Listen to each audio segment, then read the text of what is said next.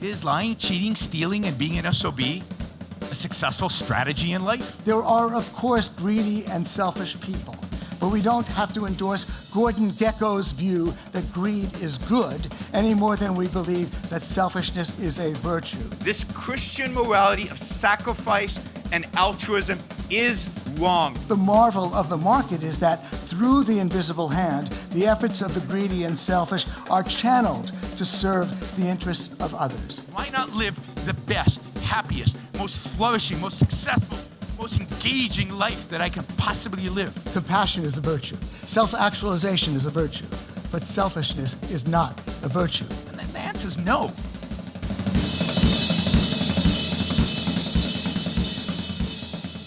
Welcome to the Soho Forum. We're a monthly debate series that features topics of special interest to libertarians and aims to enhance social and professional ties within New York City's libertarian community. This is an Oxford-style debate in which the audience initially votes for, against, or undecided on the resolution. Whoever moves the vote in his or her favor is declared the winner. Go into sohovote.com to cast your initial vote. You'll find that tonight's resolution reads, "Selfishness is a virtue." We're partnered with Reason Magazine in presenting these debates, and you can catch audio of all our events on the Reason podcast, which you'll find in the iTunes store. Thanks to the Smith Family Foundation for making this series possible. For more information and to buy tickets to our future debates, go to our website at thesohoforum.org. I'm Gene Epstein, director of the Soho Forum. Arguing for the affirmative on the resolution, selfishness is a virtue, we have Yaron Brook, director of the Ayn Rand Institute. Yaron, please come to the stage.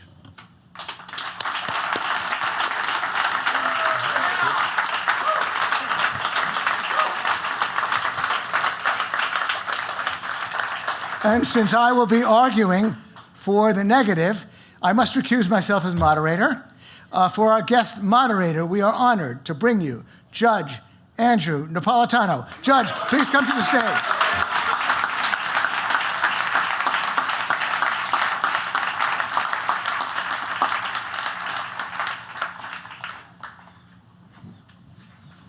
I feel like this is some kind of a conspiracy in the basement of an old theater.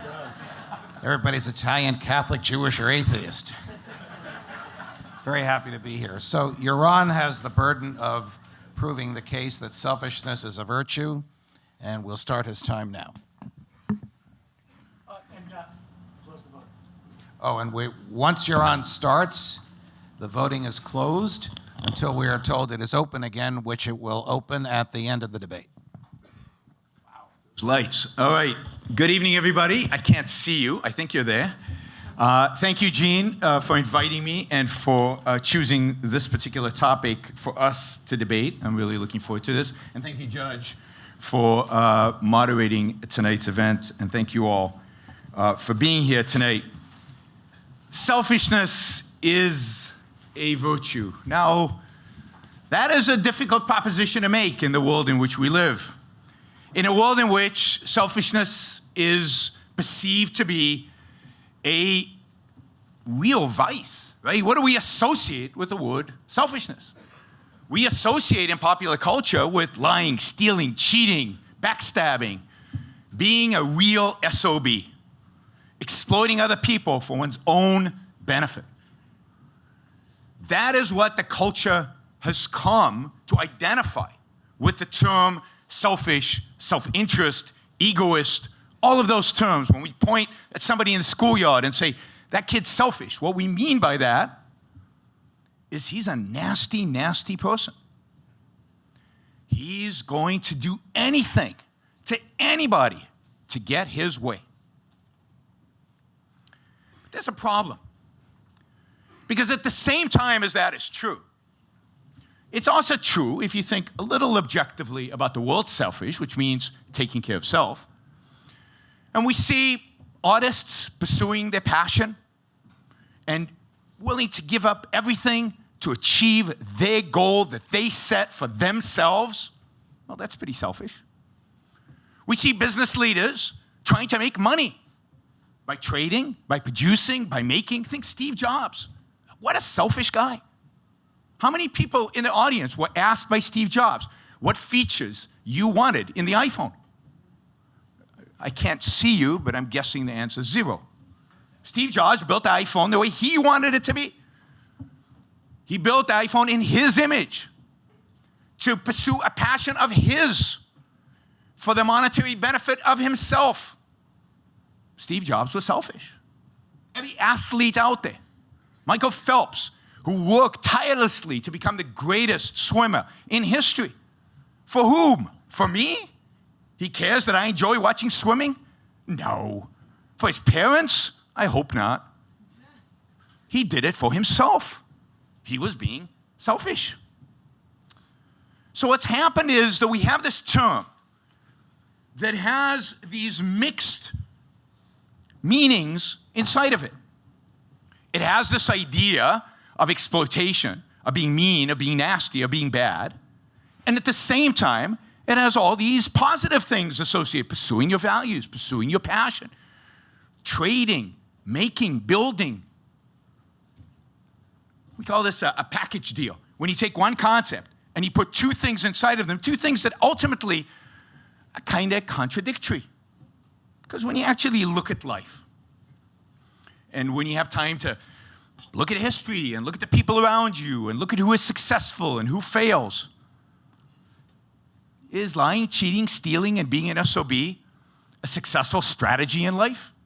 Does it actually lead, other than in politics, does it actually lead to success and prosperity and happiness and living a full human life, flourishing as a human being?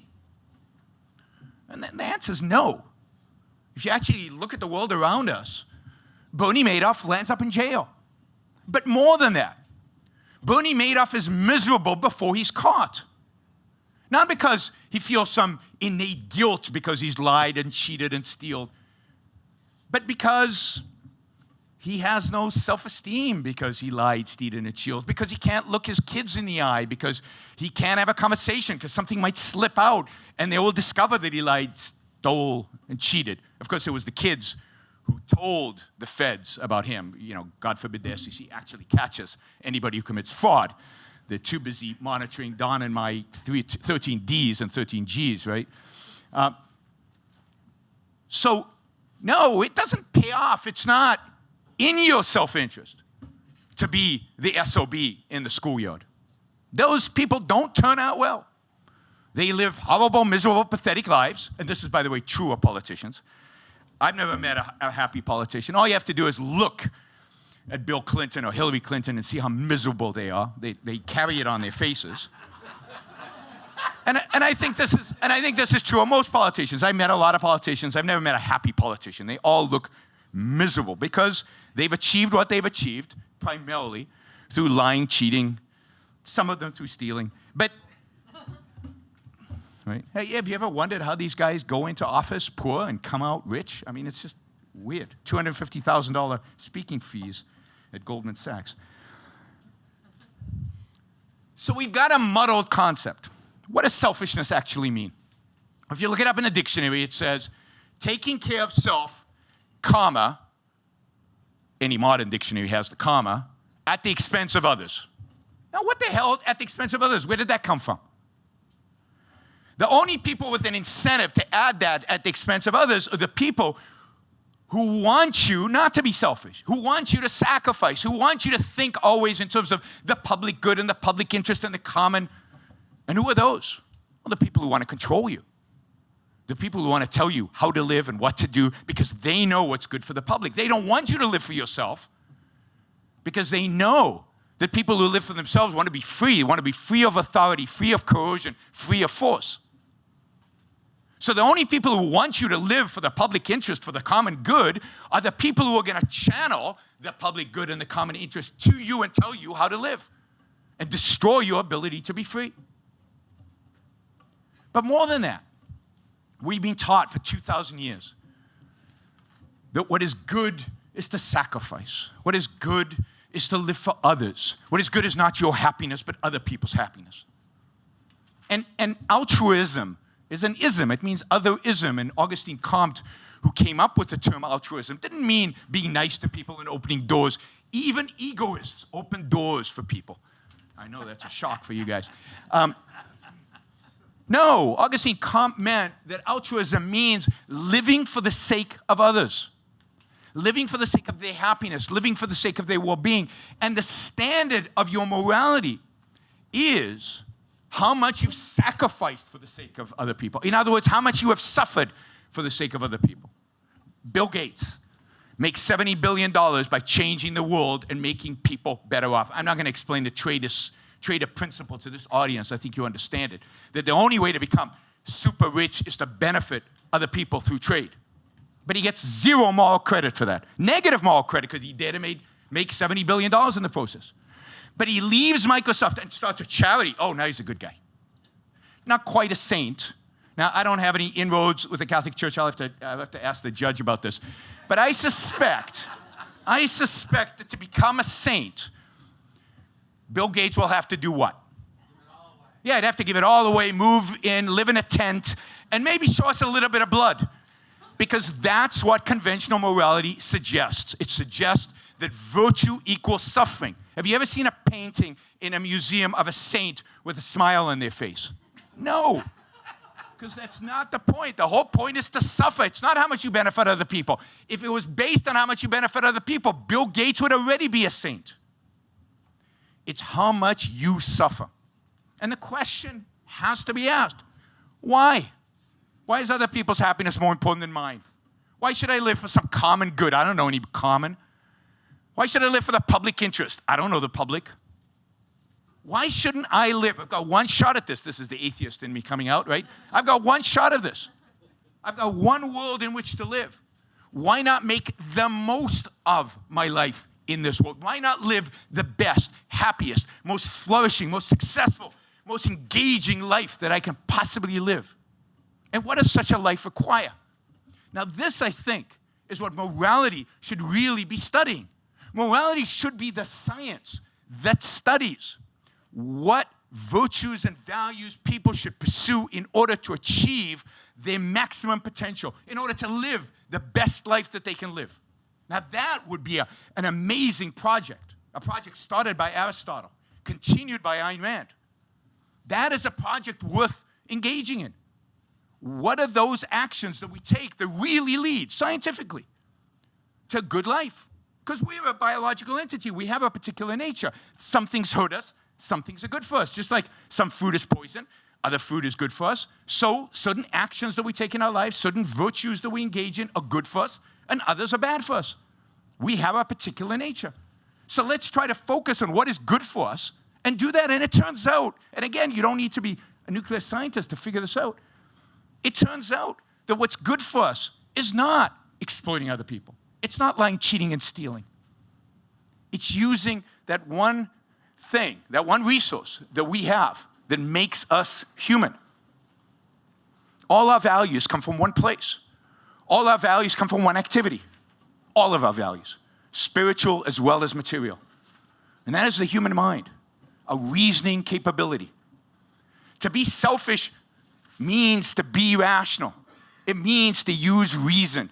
It means to think about your own life and how you can maximize your own well-being, your own capacity to flourish over a lifetime, long term, rationally. That's what virtue of selfishness really means. It means to think, to engage with the world, with your mind, to figure out the actions necessary and the values worth pursuing that will lead to a good, flourishing, successful life. At the end of the day, your happiness is the purpose. What other reason are we here for? If not to live, to flourish, to be happy. And not the happiness that comes from a line of cocaine. The happiness that comes from living a good life, from producing, from creating, from building something, from making your life have meaning, having a purpose, having self-esteem. So selfishness is the only virtue, in a sense. It's the purpose of life, is your life. Make the most of it. Make the most of it by thinking, by reasoning, and by living. Thank you.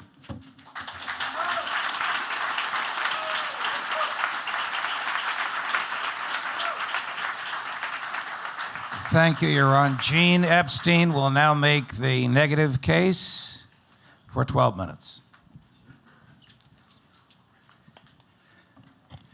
Well, my friend Yaron Brook is a force of nature in the cause of freedom and free markets.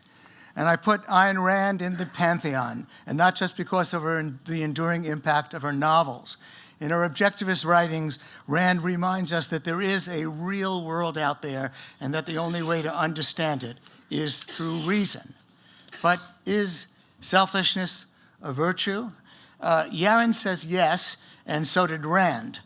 She applied reason to this question in her book of 1964, The Virtue of Selfishness. So let's go back to the seminal text. We'll find that on the rational terms Rand herself set, selfishness is clearly not a virtue. Rand begins by confronting the question of why she chose the word selfishness to, quote, denote virtuous qualities of character. In characteristic fashion, she answers, quote, for the reason that makes people afraid of it. She continues, the meaning ascribed in popular usage to the word selfishness is not merely wrong, it is responsible for the arrested moral development of mankind.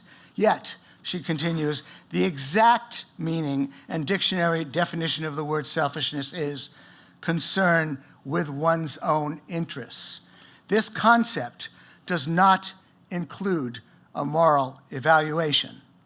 Now, Yaron has at times referred to selfishness as Rand defined it, but in her own statement, Rand made it clear that it would be unreasonable for her to define an English word according to her own preferences. That's why she cites the, quote, exact meaning and dictionary definition of the word, which does not include a moral evaluation. Now, Yaron just commendably did cite the exact meaning and definition of the word because it always includes a moral evaluation. It always means, ever since Samuel Johnson's dictionary was written in 1773 and on through all of Webster's dictionaries, it always means moral disapproval. The dictionary writers were doing their job by reflecting the fact that all written records of the word have used it in this way. The only difference between what Yaron just said and what Ayn Rand wrote is that she was quoting what she called the exact dictionary definition of the word, and she defined it as concern with one's own interest, full stop, not concern with one's own interest to the detriment of others, not to the expense of others, full stop, just concern with one's own interest. So Rand was being rational. She was pinning a definition on the dictionary, but she was misquoting the dictionary. Now, why the sleight of hand? Why did Rand pretend she was citing the dictionary when she was clearly not doing so? Think of the heroic struggles she went through as an immigrant from the Soviet Union. Imagine that, like Rand, you and I grew up with the suffocating idea that anyone who refuses to serve the state is selfish. Also imagine that even in the US, we witnessed President John F. Kennedy in his 1961 inaugural address declare to much acclaim that we citizens must all ask what we can do for our country. If we had these experiences, we too might want to shout from the rooftops that selfishness is a virtue, just to jolt people out of their servility to the state. We too might want to rail against what Rand called the arrested moral development of mankind by calling selfishness a virtue, given the popularity of Kennedy's statement.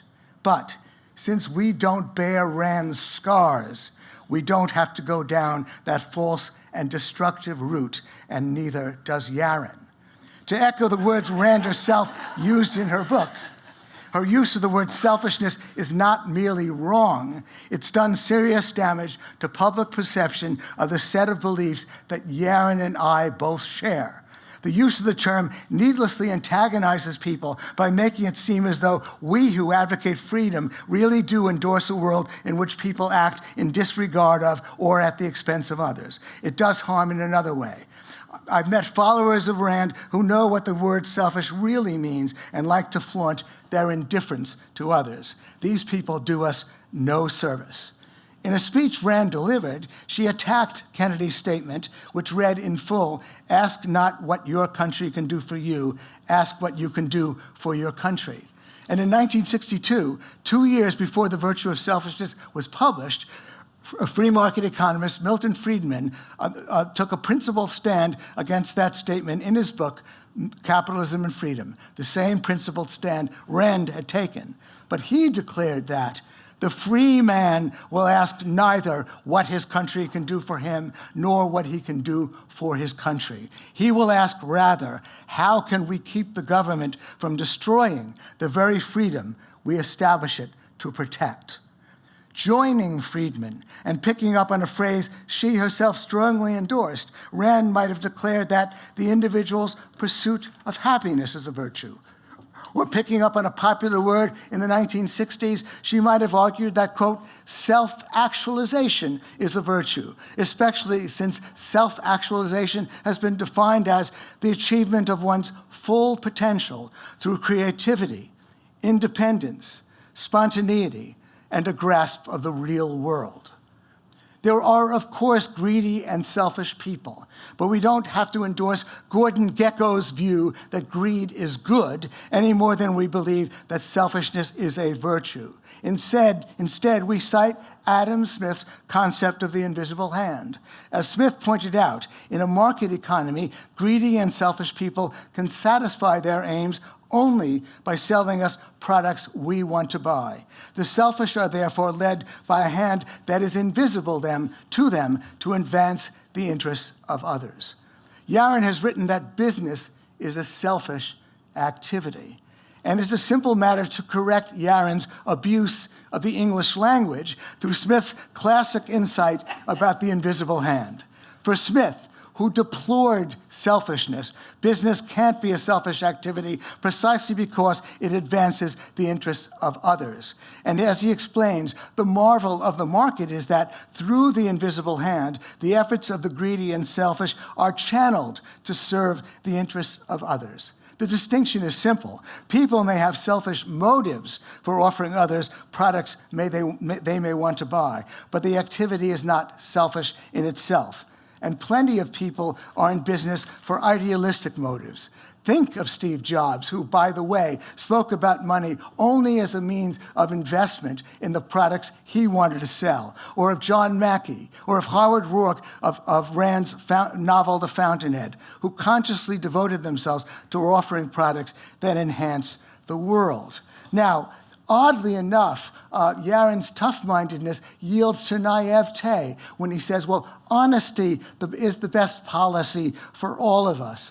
Unfortunately, even in a market economy, the world does not work that way. Yaron may decide that dishonest people and selfish people in this world are personally unhappy, but I wonder, economists Thomas Piketty and Paul Krugman have been made millionaires by the market for services that are without merit and have in fact done great harm. You can bet that if these two con men or countless others like them ever do pay the piper, it won't be until the afterlife. What do Harvey Weinstein, Jack Warner, Harry Cohn, Alfred Hitchcock, and Louis B. Mayer have in common? Well, they're all Hollywood producers who were sexual predators against women. No, what they don't have in common is that only one of them, Harvey Weinstein, ever got caught. So we must tough-mindedly admit that honesty is not always the best policy, and that the market, that people are often naive and they buy snake oil from others.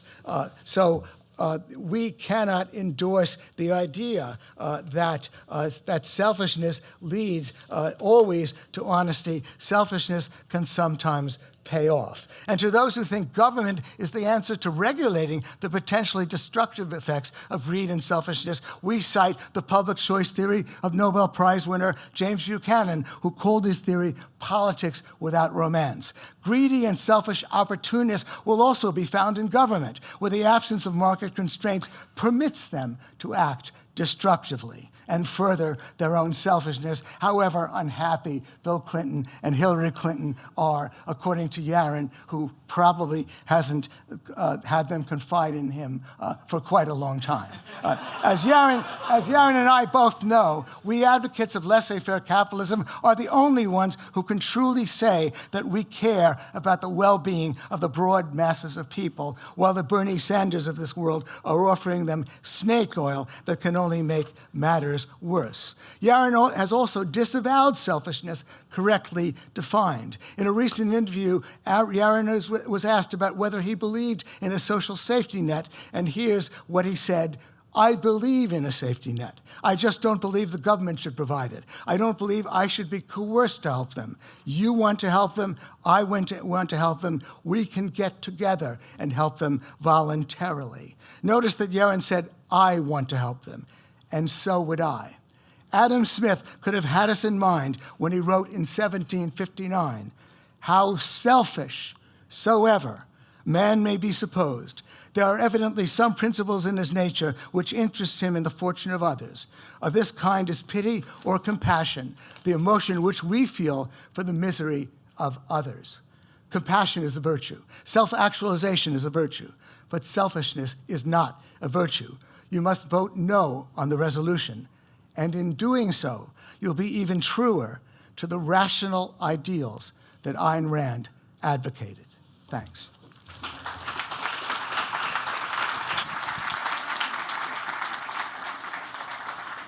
Thank you, Gene. Yaron, you now have 5 minutes of rebuttal, and we trust you will pull no punches. Only 5 minutes. This is going to take a while. So Gene's view, as articulated, is the view that most free market supporters since Adam Smith has held. How's that worked out for you guys? Not very well. We are losing the battle for liberty. We're losing the battle for freedom exactly because of this view. Adam Smith laid the foundation for the defeat of the system he tried to defend by positing that the activities of people in the marketplace were selfish and therefore, not so very positive morally. But if you aggregate them and you bring in something called the invisible hand, somehow they become virtuous.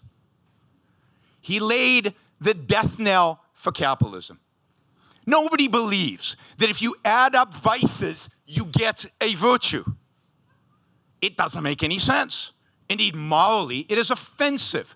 And that is why, even though almost all moralists agree with Adam Smith that the individual's behavior is selfish, therefore bad, they conclude that when you aggregate them all up, you must get a bad. 1 + 1 = 2. By inventing an invisible hand that is not explained, morally, I'm not talking about economically. Economically, we understand how it works.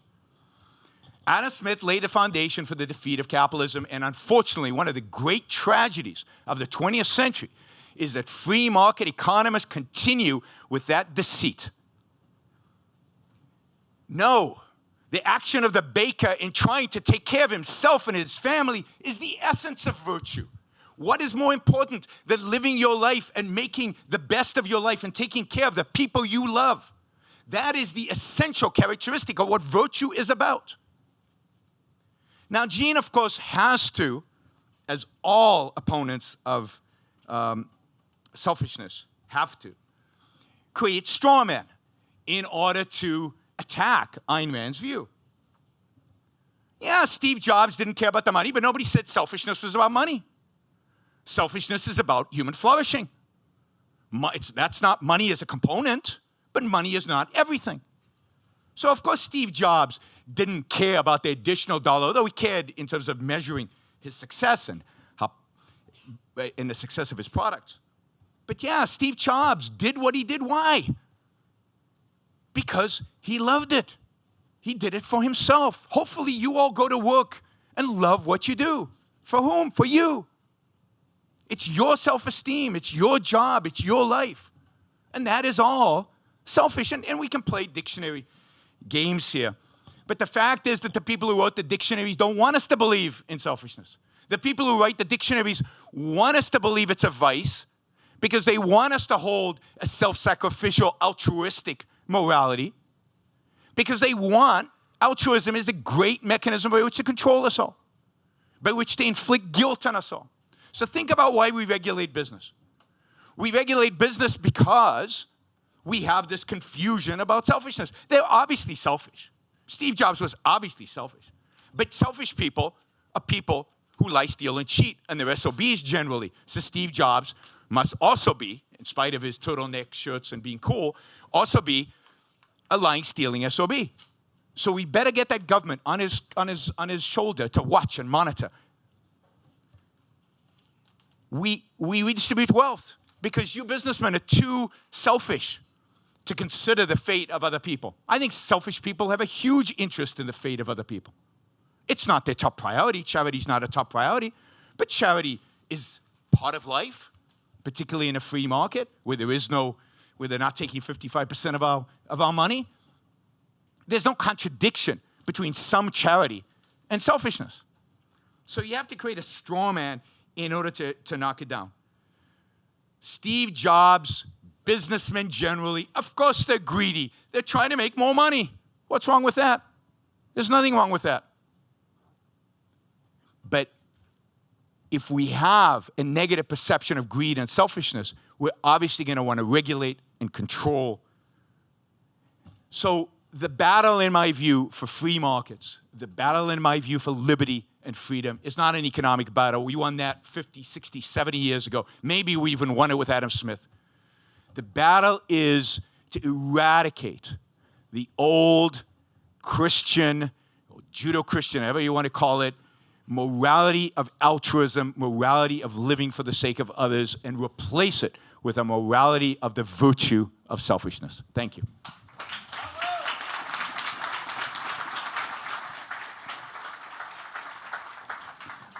Let him have it, Gene. Gets the last word always. Well, Karl Popper. Oh, okay. Karl Popper, the philosopher, once said, "No rational argument will have a rational effect on a man who does not want to adopt a rational attitude."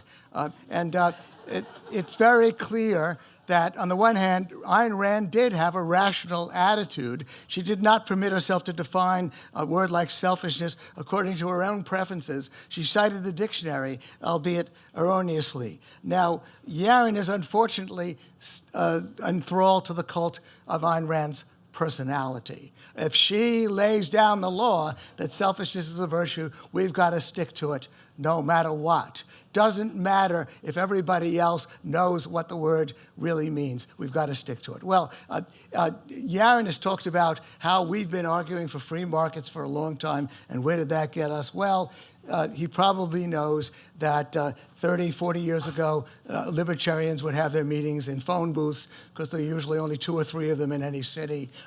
Now we are countless. Now there are numerous libertarians. He probably knows that free markets since 1776 have played a huge role, despite what government has tried to do to lift the living standards of the broad masses of people. And I trust he recognizes that.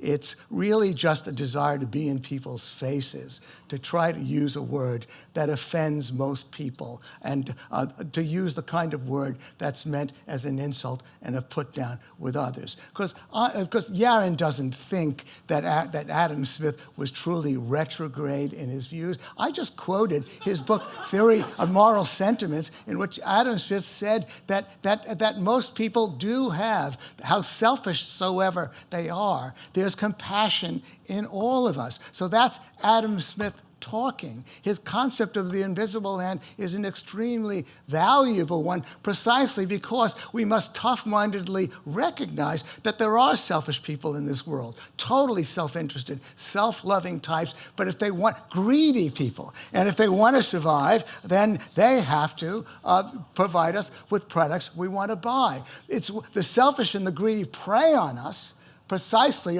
via, by the way, the Bill Clintons and the Hillarys and the rest of them, via government. So all of that is straightforward. Ayn Rand could have echoed Milton Friedman. He was writing 2 years before and putting down Kennedy's views. He was coming out for freedom, of self-actualization. Ayn Rand could have stood up for any number of things. I cut her a lot of slack. She was a refugee from the Soviet Union. She experienced the horrors of Bolshevism. She wanted to be in our face about these matters. I deeply respect her, but there's no reason for Yaron, who carries her torch, to continue to alienate so many progressives, so many people who think that libertarians are uncaring with this silly word selfishness. Why doesn't, look, I have a quote from Mike from that movie with Michael Douglas playing Gordon Gekko. Greed is good. He writes,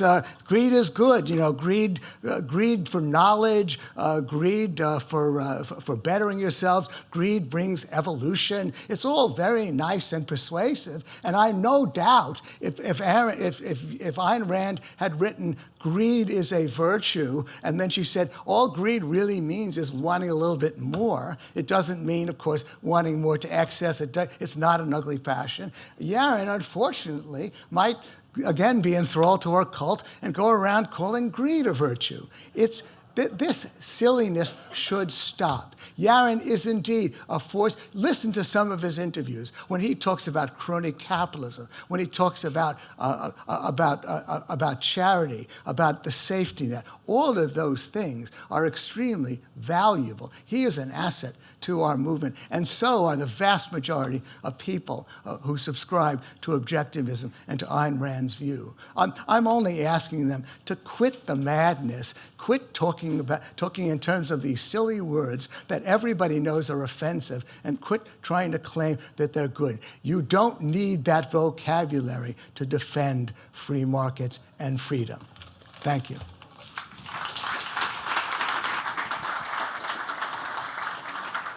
All right, Gene, I'll let you catch your breath for just a minute because I want to put a question to you first while the other questions come in. And Jim has begun to text me the questions that are coming in from the folks that are not with us. Aren't you and Yaron really on the same page? And isn't this just a semantic argument over the sounds of the word selfish? And doesn't it really have nothing to do with Ayn Rand? Nothing to do with Ayn Rand. Well, is greed, can I ask you a question, Judge? Is greed No. Okay. This is my courtroom, Well, and I've put the question to you, Professor. Ayn Rand wrote a book called The Virtue of Selfishness. She put it out into the language. She defended the virtue of selfishness. She said, I want this word to be out there precisely because it gets people upset. This is the exact meaning of the word. Ever since she wrote that book in 1964, a good many decades ago, we've been hearing this selfish mantra over and over again from Yaron. So it's not and others. So it's hardly something that has nothing to do with Ayn Rand. She put it out there, and she put it out there because she was a refugee from Bolshevism, and she hated the state that would accuse her of being selfish because she didn't serve the state. We don't bear her scars. We don't have to continue this foolish satire. Yaron, respond, please. Well, I think it's ridiculous to attribute everything you don't like about Ayn Rand to experiences in the Soviet Union. But, there's this tendency now to make everybody a product of their environment. Ayn Rand was a genius. She knew exactly what she was doing when she suggested the word selfish. She was trying to overturn a moral tradition. She was trying to question and challenge the long-standing, primarily Christian, but secular as well, tradition of self-sacrifice and altruism. And she was arguing that if you believe in man, forget economics, forget freedom, forget politics, if you believe in you as a human being, then what we need is a different morality, a different moral code. She was challenging Adam Smith's moral code. She believed, and I believe, and I know he thinks I'm just a mouthpiece, an unthinking, I guess, mouthpiece for Ayn Rand. That was the suggestion. No one could suggest that you were unthinking. Well, I think Gene did. I called you a force of nature in the cause of freedom and free markets. But no. And I believe that. But to me, freedom and free markets are secondary. To me, much more important is what individuals pursue in their own life, the kind of life you as an individual take on yourself. And most important to me is the kind of life I take on for myself. And what Ayn Rand is trying to do is challenge us, is say this Christian morality of sacrifice and altruism is wrong. The morality that Adam Smith upheld in the theory of moral sentiments is wrong. It's anti-life, it's anti-human, and ultimately it's anti-freedom and anti-capitalism. And she is presenting in that essay a new morality. And to the extent that we, as a free market movement, don't take that seriously, we will ultimately lose. This is a battle, the battle for liberty and freedom, that is won or lost in philosophy and morality, not in economics. And if we don't pick up the mantle, you don't like the word selfish, use self-interest, use egoist. But the idea of placing one's own life, one's own well-being, one's own flourishing at the center of one's life, as the goal of one's life, that is crucial to our victory, political and economic. But more importantly, again, it's crucial to you living a good life. And that's what you should care about. You should care about living a good life. All right, I know you want to catch your breath, but the questions have started to come in. I never want to catch my breath. So here's a very interesting question for Yaron. If a selfish person does a moral action, such as donating to a charity, because it makes him feel better, can we really call it selfishness? Look, wouldn't it just be the empathy of the inherent human condition? But you see, the question has already bought into the anti-morality that I believe. Giving to charity is not necessarily moral. It might be, it might not be. What makes it moral is it rationally in your self-interest to give to charity? And I believe in some situations it is, and in some situations it isn't. If it comes out of the money that you would feed your kids, it is downright evil to give to charity.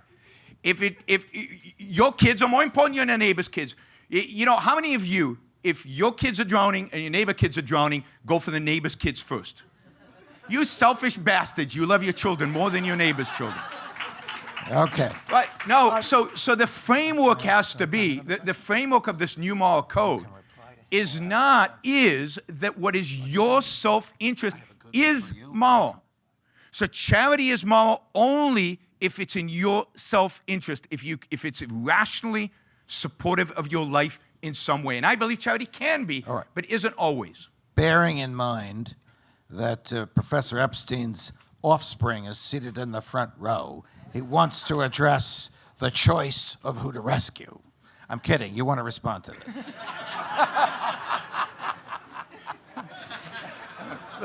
Look. Again, I think Gene's... we could throw out a lot of different words for Ayn Rand and for Yaron to defend. The word self-interest, by the way, is essentially in the dictionary. It's a milder version. He's a self-interested person, slightly milder than selfish. Look, we have a lot self-actualization, the pursuit of happiness. All of the individual's pursuit of happiness is a virtue. Isn't that good enough for all of us? For Yaron, self-actualization is a virtue. Individuals do matter, and that's partly because I believe that Yaron and I both share Adam Smith's view that we are all compassionate, some of us very compassionate. Adam Smith even added that you find compassion even in the worst brigand. All that simple vocabulary that the English language offers covers all the bases that Yaron is so concerned about.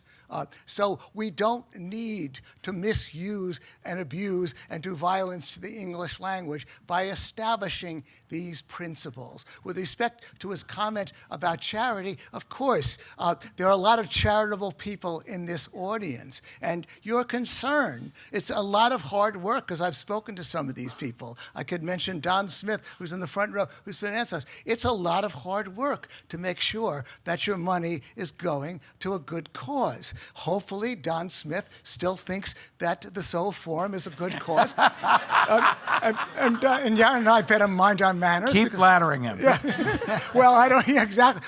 So we don't know. But of course, Yaron is right insofar as that's concerned. But why does he have to throw verbal wreckage at statements that he's making? All right, so for no good reason? Let me just quickly address this issue. All right. Look, selfish is opposed to what?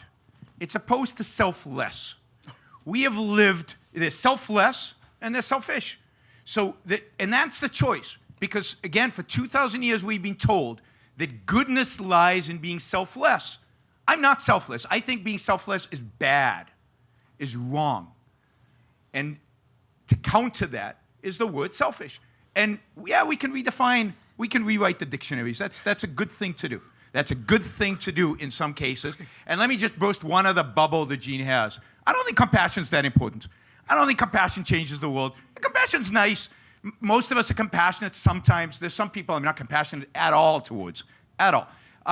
But compassionate is not a major virtue at all, in my view. All right, I have one more question. Hang on, Gene, sure. From the streamers, which is a good one because of your very eloquent reliance on words. Why do you rely so heavily on the dictionary definition, which is tainted by 2,000 years of historical adoration of self-sacrifice? Yaron did not text me that question. As far as you know. As far as I know. It came from your son's filtering out here.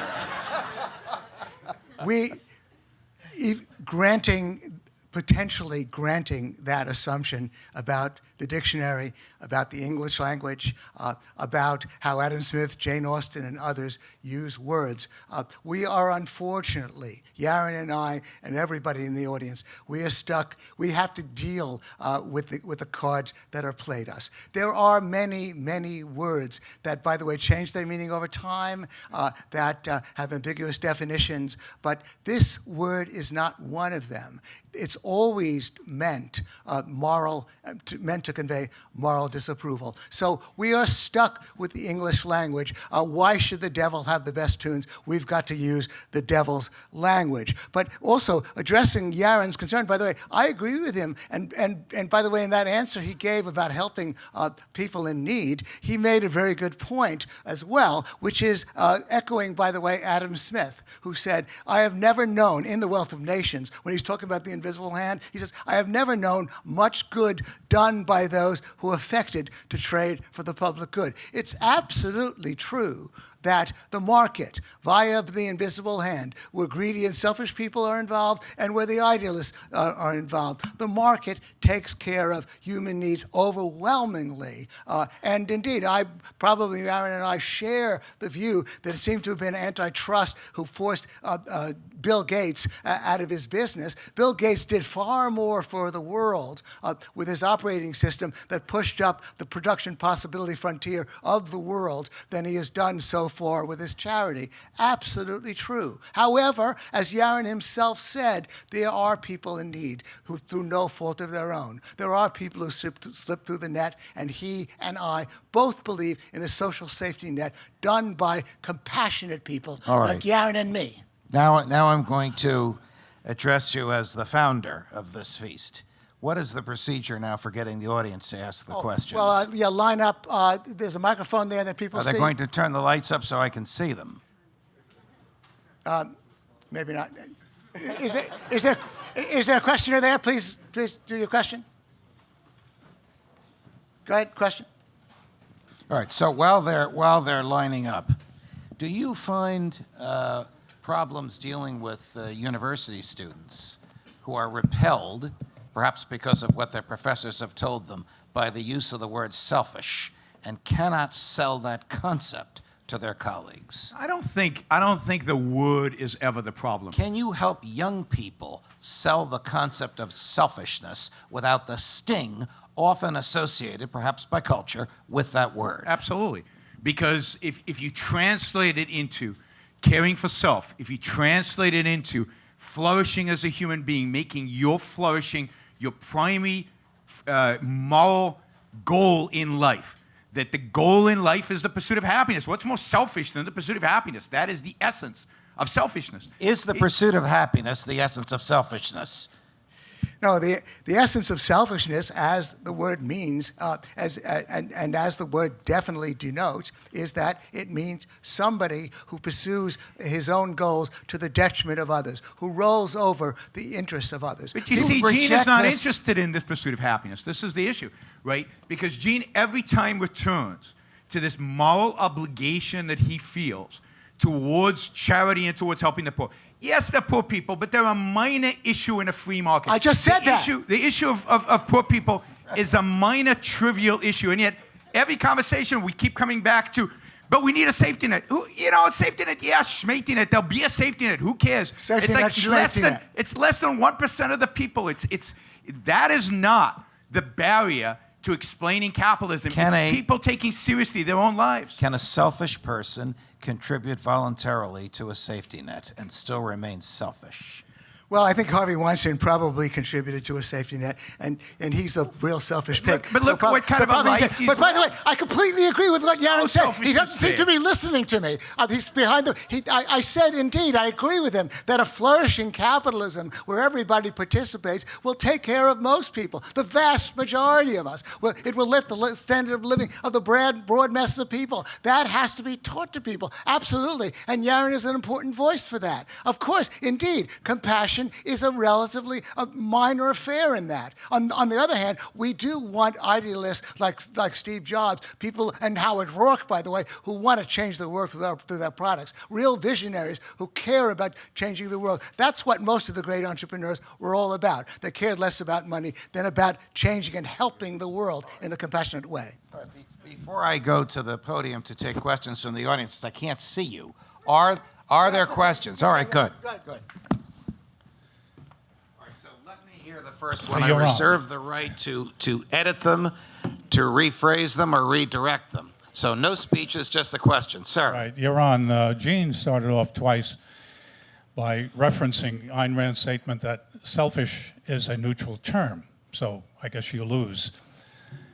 But the whole book is entitled The Virtue of Selfishness. So isn't there a equivocation between the word selfish and selfishness, the action? Yaron, are we hair-splitting over the meaning of words, or is there an inherent conflict between the concept of selfishness and the concept of virtuousness? No, there's obviously no conflict. I think the two are the same. I think we're not splitting words because at the end of the day, Gene and I disagree about the content of morality, in spite of his trying to deny that fact. So put aside the word. Let's forget selfishness. The actual content of morality we disagree on. And he's trying to paint my view as, again, he returned to this idea of money. Nobody mentioned money. Ayn Rand doesn't mention money in that essay. Money is not what she's talking about when she talks about the virtue of selfishness. The virtue of selfishness is about living. It's about making the most of your life. That's what selfishness is. That's what selfishness means. And while in the I don't know what dictionary she pulled that definition of. I will research that for Gene's sake. I will send him the reference in the dictionary where she took that from. Okay. I bet you there is such a dictionary. She didn't make it up. Gene, would you have this conflict with Yaron if the word selfishness did not have the odious sting that it does? Suppose it was the word flowers. Well, if the word, I guess if the word greed it didn't have the odious sting. He's a greedy, usually it's greedy bastard. The opposite of the word greed, I guess, is everybody gives. The word greed, the word hateful, the word Jew hater, all of those things, if those words didn't have a sting, I guess I'd be all for Yaron. They would be fine. However, there are words that we use for people who are morally odious. And that's part of our language. They're important parts of the language. Now, I don't know if Harvey Weinstein was in in it for the money. It seemed like he basically wanted the sex. Of course that's true. So I didn't say that selfish predators like Weinstein are only after money. Of course they may be after other odious things, of course. But these hypothetical questions obviously have no point. These words are unambiguously for bad people. When you call Weinstein selfish, you then are confusing people by putting him in the same bracket as Steve Jobs. Because everybody knows Steve Jobs was selfish because he was out there to pursue his vision for the world, not your vision for the world, his vision for the world. Gene, shouldn't... So what I'm asking for is to separate Weinstein out and keep the purity of Steve Jobs. And you do that by not calling Weinstein selfish, but by calling him what he truly is, which is a predator, a self-destructive human being. His behavior, see, selfish means promoting self. Weinstein did not promote himself. Weinstein destroyed himself. And just look at him. He's a destroyed human being. And he is just like Bernie Madoff, these people are self-destructive. And to call them selfish confuses people about the nature of capitalism. And this is why, one of the reasons why we cannot convince people, because they think, we know that businessmen are selfish. You're not going to convince us otherwise, right? And selfishness is bad. Okay. Next question from the audience. Steve Jobs had a vision to change the world and offer us products. the world and change our lives. Hang on, time out. Who's next from the audience? Yes. Hi. This question is for Yaron. So I'd like to probe a little bit how you feel about a situation where your self-flourishing and your self-actualization has to pit against some kind of social duty or responsibility towards, say, your family members. So, a classic example is a person who is called to be so passionately involved in some kind of calling that they may abandon their parental responsibilities or other kinds of social responsibilities. Is that selfish, and how do you feel about that? Okay, so can selfishness justify the impairment of other voluntarily accepted duties and responsibilities, like being a good parent? So I don't consider being a good parent a social responsibility. I don't know what social responsibility means. I don't know what that concept is. When you have a baby, you are taking on a responsibility. You're taking on an implicit contract to take care of this child until they're an adult. And that is a primary responsibility. It's not the only responsibility you have, but a primary responsibility that you have to, for your own well-being, for your selfish own life. But not everyone. There are people that might say for their own well-being they have. No, I know. But look, sometimes I sign a contract, right? And halfway through the implementation of that contract, I change my mind. Okay. Tough, right? I still have to fulfill the contract, Okay. right? And the same thing with having kids. You can change your mind. Certainly, many of us, somewhere around between 9 months and 3 years, had a change of heart over and over and over again. But you made that commitment when you have that baby, and it's in your selfish interest to fulfill that commitment because you couldn't live with yourself, I think, as a complete human being otherwise. Many people abandon that commitment. And I personally think, Gene might not agree with me, I think Weinstein and all those scumbags in Hollywood suffer the consequences of their evil behavior. I think people who abandon their children suffer the consequences, not in an afterlife, right here and now, this life. They are dealt with psychologically. They're dealt with internally. Thank you. Hold on. Let's have another question, and this one for Gene Epstein, please. So who's up next with a question for Gene Epstein? Sir. Do you think there's a difference between sacrifice and investment? Like a baseball player does a sacrifice pop fly for his team. I sacrificed but it was my kids that went to college. Does anybody really do something for something less? Or as you said, is it a bad investment? Or I think you used the word unreasonable. Well, I do think that there is a word called compassion, which Adam Smith used, and that we all feel it. And so people who make sacrifices, to some degree, sacrifice of money, sacrifice of time, they feel compassion, and they feel good about it. They are not selfish. And just a comment, the oddity in Yaron's view is indeed that all selfish and hateful and predatory people eventually have to pay the piper, or that they're deeply unhappy. This is that honesty is always the best policy. This is unfortunately a terribly naive view. So again, I add that other Hollywood producers, Jack Warner, Harry Cohn, Alfred Hitchcock, Louis B. Mayer, they all got away with it. And it's only lately that people are not getting away with it. And it's a little silly, it's a little childish for us to say, oh, well, they were deeply unhappy in their heart. Or that Paul Krugman or Thomas Piketty actually will eventually look at themselves in the mirror and realize what professional liars they are. And even though they've been enriched by the market, again, unfortunately, rather naive. In that case, as I say, the crucial point to bear in mind is that at least these people are functioning in the market. They are selling snake oil, and the market is buying it. Yaron, But how much more dangerous would they be if they were in government? Yaron, do you want to reply? Yeah, I mean, I'd say, yeah, I am completely convinced that Paul Krugman is suffering from the fact that he is a real scumbag. There's no question about that. But again, I don't equate money with happiness. Yes, he's making a lot of money. That doesn't mean much to me. The fact that he is cheating on reality, the fact that he is lying to himself and to the world has, because I understand human nature, has consequences to his consciousness. He is not a flourishing, successful human being. But let me answer the question about sacrifice. Sacrifice is another one of these terms that is muddled, that is confused. And many people use sacrifice instead of investment. I think that is bad English and bad linguistics.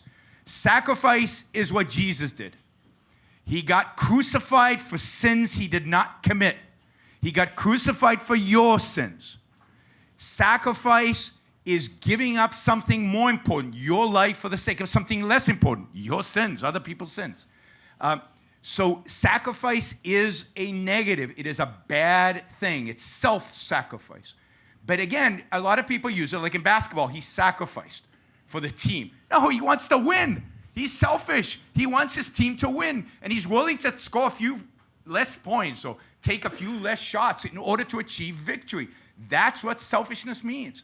So there are a lot of terms, unfortunately. The bad guys have made this very clear. You see it in economics as well. There are a lot of terms that are being muddled by the people who do not want us to realize our own potential as human beings. And there's a lot of cleaning up the dictionary, if you will, and sacrifice and selfishness are two words that need to be cleaned up. Yaron and I are both Jews who chose not to follow Jesus, so I agree with him about that part of it, by the way. Did you have to bring Jesus into this? He did. And what's this Jewish stuff? What are you talking about? You told me your parents kept kosher. You told me that. Parents kept kosher. They're Jews. Oh, okay. I'm a good atheist. Okay. Gene, do you want to reply to this, and then we're going to go to the summations? No, it's okay. Yeah, no. Okay. Next question for Gene, please. Actually, my question is to you both. I want to bring up an unlikely thinker, I think, a lefty who by accident made a good point about this topic. Richard Dawkins, to be more precise. In his book, The Selfish Gene, he explains that selfishness is about maximizing the probability, survival probability of your genes, and also your memes. So that means, of course, your thoughts, whether it is liberty or equality, whatever. So I think he explains well in that regard, because that explains why I would care most about my children. Okay, can you put this in the form of a question, please? Sure. Could you please comment? You want to take that one first, Mr. Energy? I mean, there's a lot to say about the book, The Selfish Gene. And I think there are a lot of issues there, a lot of challenges. And primarily, human beings are different. Evolution has done something to human beings that is amazing and great, and we have free will, and we get to recode. We're not just, in spite of the evolutionary psychologists, we don't just do what our genes tell us to do. We actually have reason, and we have the capacity to dictate what our life will be. So while Richard Dawkins' perspective on the selfish genes is all you want to do is multiply. And if that were the case, all we'd want to do is, you know what, is everything we would do would be focused on sex and procreation. I think we're more than that because of the capacity to reason, because of the capacity to rewrite the software, if you will, because we have free will. Gene. All rather interesting. I can only comment on it that you could there's a movie I love called The Hateful Eight. There's maybe you could have called the book The Greedy Gene. Now obviously when people write books, they use titles. They might use words in slightly odd contexts, but obviously when we are talking in objective terms, in rational terms about the world, and about human behavior, then we have to use words according to definitions that, in the case of selfish, has never, ever changed. There are words that do change their meaning. There are words that have ambiguous meanings, not words like greedy, hateful, selfish.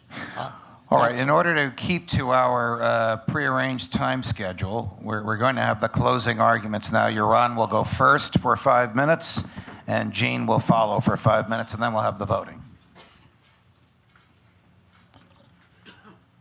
So as Gene admitted, words change over time. For 2,000 years, those who advocated for self-sacrifice, for enslaving the individual to the group, enslaving the individual to the collective, have wanted us to believe that there are two alternatives in morality, two alternatives in living. One is to live for the sake of others, to be altruistic, to place the well-being, happiness, and good of other people above self. The alternative to that has been presented as being a lying, stealing, cheating SOB. Selfish, in other words. Those are the two alternatives presented. What Ayn Rand is offering is a third alternative. An alternative that says that you can live for yourself, rationally, honesty, with integrity, pursuing justice, being proud, committed to your own morality and your own moral perfection, living the best life that you can live for yourself in pursuit of your own happiness. That new moral code, and it's a new moral code, at least since the advent of Christianity. It's somewhat reminiscent of Aristotle's moral code. Again, his focus on self, on egoism. Right? Guys. So what Ayn Rand is asking is to eliminate this dichotomy that is being set up by the enemies of the individual, by the enemies of human life, by the enemies of freedom and liberty. It's not sacrifice for others or be an SOB. No, there is the third alternative, which is to be long-term, rationally self-interested, long-term, rationally selfish, long-term, rationally an egoist. And if you understand what egoism means, what it means to live a life, what it means to flourish, what it means to attain human happiness, then you don't need the long-term rational anymore. It's just to be an egoist, to be self-interested, to be selfish. It's time to change the definition of the word. It's time to reject the 2,000 years definition of what morality was. It's time for a new moral code, a moral code based on what leads to individual success, what leads to individual happiness. It's not about money, although money is a component of happiness and success and flourishing, but it's not just about money. It's about living the best life that you can live and making that your moral mission. Now, what is morality? Morality is about the values, the virtues and values that you choose in pursuit of your life, the important values. And the question is, who should be the beneficiary of those values? Selfishness says you should be that beneficiary. You should benefit from the stuff you produce, that nobody has a right to guilt you into taking the things that you produce. That you shouldn't feel guilty about your success. So many businessmen I meet feel guilty. Why? Because they've been taught that their self-interest is somehow tainted, that their willingness, their interest in pursuing success in life, put aside the money, success in producing great products, in changing the world based on their vision. They are taught that that is immoral somehow, that they should feel bad about it. and they're inflicted with guilt. Here are incredibly successful people who've done wonderful things in the world, and they feel guilty. That's tragic. And why do they feel guilty? Because they're told that their motivation to make the most of their life, their selfish motivation, is somehow tainted and somehow evil, and that the ideal is some Mother Teresa somewhere. No, Mother Teresa is not the moral ideal. The moral ideal is a productive individual pursuing his values without sacrificing to anybody and without asking anybody to sacrifice for him. Living an independent, rational, successful, happy life. It's about each individual. That's what morality should be about. And that's what Ayn Rand offers us in her book, The Virtue of Selfishness. Thank you.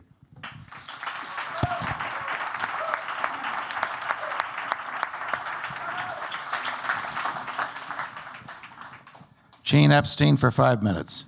Well, it's time to change the dictionary definition of the word. I guess that's what Yaron said.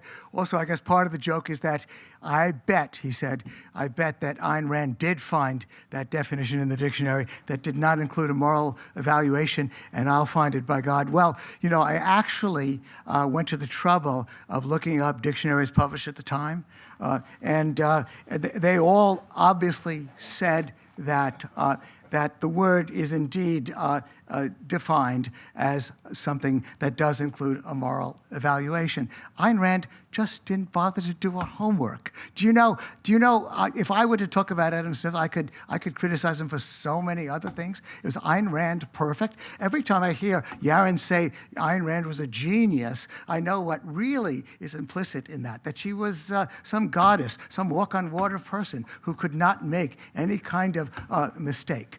Well, there's not a thinker that I personally admire and have learned from Adam Smith to Murray Rothbard to others who have not, to Ludwig von Mises, who have not made mistakes at times. There's no reason to live with those mistakes. Now, Yaron seems to think that by pushing the word selfishness, by misusing the English language, even though there are so many other words in the English language that we could use to promote the individual freedom, that he has to keep using the word selfishness. And he seems to think that he needs to say, oh, it's good to be selfish, that he can't tell businessmen. He can't quote Adam Smith, who wrote in The Wealth of Nations, I have never known much good done by those who affected to trade for the public good. Adam Smith, who said so eloquently that all you have to do is make a living, provide a product that people want to buy, and you'll be doing good in the world. Because obviously people are taking the affirmative step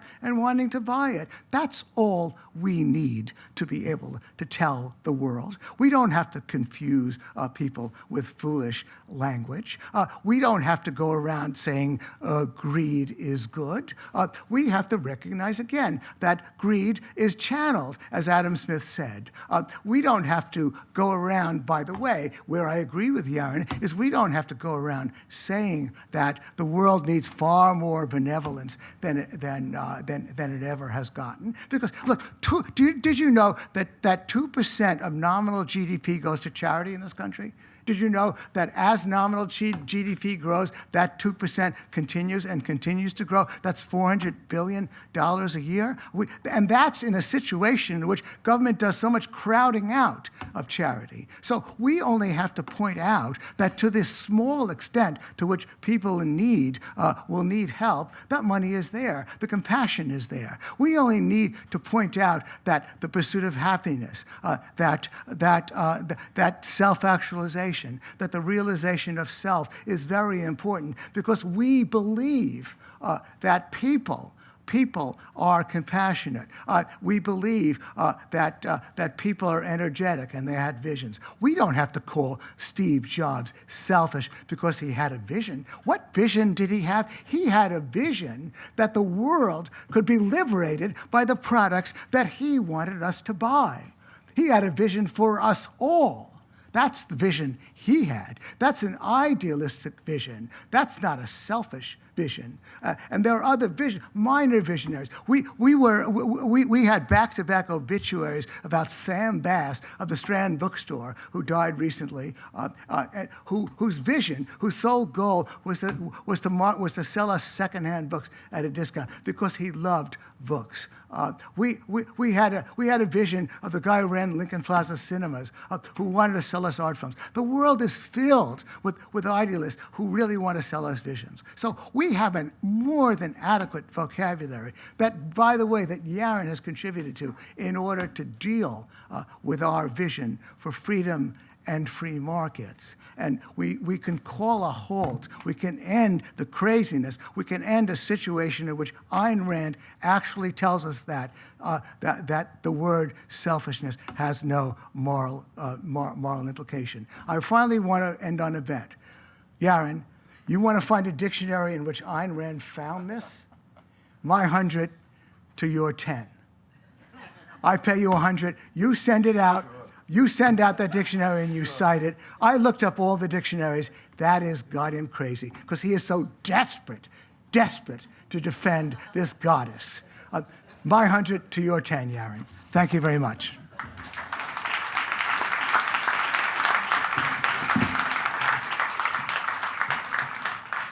So now we'll proceed to vote. Those of you who are remote and those of you who are here, I'm going to talk for a few minutes while everybody votes, until the tabulator of the votes, who's also seated in the front row, tells me that she has them tabulated. This is the first time I have been to the Soho Forum, even though my day job keeps me in debates like this, not usually as highbrow or as meaningful as this. I have done my best to be neutral between two dear and longtime friends, even though I am sometimes referred to, notwithstanding my pre-Vatican II Roman Catholicism, as the Ayn Rand of Fox News. So Stossel used to call me up and say, Judge, every time you say taxation is theft, my people are killing me. I said, why are your people killing you? Because you don't want to say that taxation is theft. The first time I tried a case, I walked out into a courtroom. There were about this many people in the courtroom. When you start out as a judge, you start out with small claims cases. So the typical case is the dry cleaner ruined my dress, but he also tried to pick up my sister. Lawyer said to me, Judge, we need a translator for this case because my client doesn't speak English. I said, what language does your client speak? He said, Italian.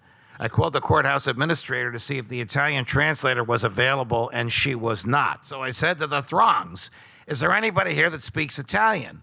Little guy in the back raised his hand. He comes up. We swear him in to translate literally. Here's exactly literally what happened. Lawyer to translator, give the court your name. Translator to witness, what is your name? All right, let me see where this is going to go. All right, counsel, ask your next question. Lawyer to translator, give the court your address. Translator to witness, where is your house? I looked at this character. I said, I thought you told me that you could speak Italian. He said, I can, Your Honor, but my English, she's not too good. One time I was trying a case involving drug distribution. Even though I'm of the view that you can put into your body whatever you want, I did take an oath to uphold the laws of the state of New Jersey, which employed me as a judge. Actually, it wasn't the state that employed me, it was the Constitution. The state paid the salary. And the state police had stopped a truckload of cocaine coming off the George Washington Bridge into Fort Lee. 1,500 pounds of cocaine. I knew nobody was going to want to be a juror in this case. But I had this many jurors, potential jurors, from whom I had to choose 12 who had no bias, no interest, no prejudice, no interest in the outcome, no knowledge of the facts. Like a brand new, naive judge, I said, is there anybody here that doesn't want to be on this jury? Lady in the back raises her hand. Yes, madam, what is it? I can't be on the jury because of my occupation. I'm thinking, what the hell does she do for a living? All right, madam, what do you do? She said, Your Honor, I'm a soothsayer. A soothsayer? This is 1992 and you're calling yourself a soothsayer. I foolishly said, how does that keep you from being on the jury? She said, Judge, I already know how the trial ends up. I should have said, tell us now, lady, and save us the next 3 weeks in the courtroom. So when I was a freshman at Princeton taking Economics 101 and I was home for Thanksgiving, Yaron and Gene have both heard this. This first time I was in my childhood bedroom, having been away at college since August. And the first night I fell asleep in my childhood bedroom, in my childhood bed, in my parents' home as a freshman at Princeton. I fell asleep reading a book for Economics 101. And the next morning when my mother woke me up, she had the wooden spoon in her hands. What's this all about? The book that was on my chest was called The Virtue of Selfishness. She goes, "Princeton ruined you. How can you read a book like this?" Judge, that's going to affect the voting. I think we have the results. Mother, it's about economics.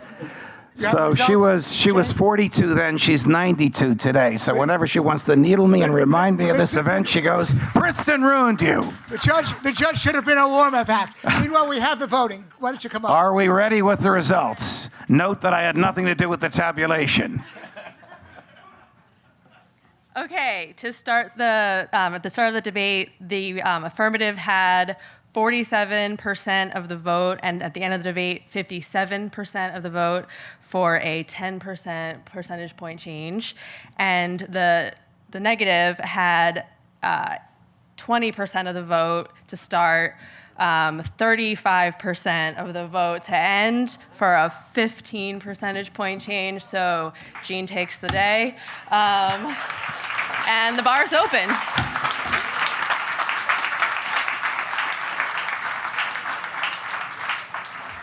Thank you, everybody. And I know that Yaron doesn't want to hear this. God love you.